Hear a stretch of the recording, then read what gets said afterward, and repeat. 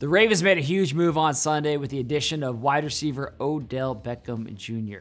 Now, Odell is a major addition to this offense, and he's the type of player that the Ravens were looking to add to this roster.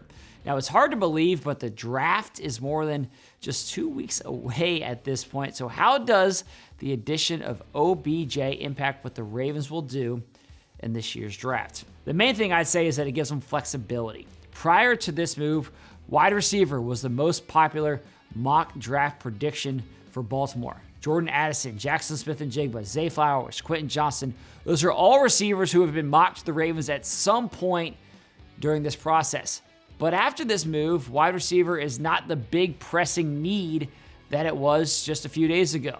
The Ravens will not be pigeonholed into taking a first-round wide receiver. If there's a premier cornerback or pass rusher sitting there at number 22, the Ravens could go that route. They could strengthen their defense and then follow up with wide receiver later in the class in a year that's really deep at the receiver position. That's the thing about this receiver class. The Ravens believe that there are quality players throughout the draft, so they could go defense in the first round. Cornerbacks Joey Porter Jr. or Deonte Banks, they'd be really enticing if they're there at number 22. And then the Ravens could take a receiver, let's say in the third round, and still get a really good player at that spot.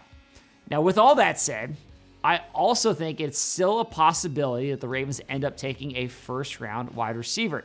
Just because they've added Odell, it doesn't preclude them from drafting a receiver at 22. Odell right now is on a one-year deal, so they could still look to add another top-flight receiver as a rookie into this mix. And if one of those receivers that I mentioned earlier is sitting there in the first round and maybe all the cornerbacks are off the board, then the Ravens could still go with a pass catcher at that spot and continue the makeover at the receiver position. Again, this move gives the Ravens options and flexibility.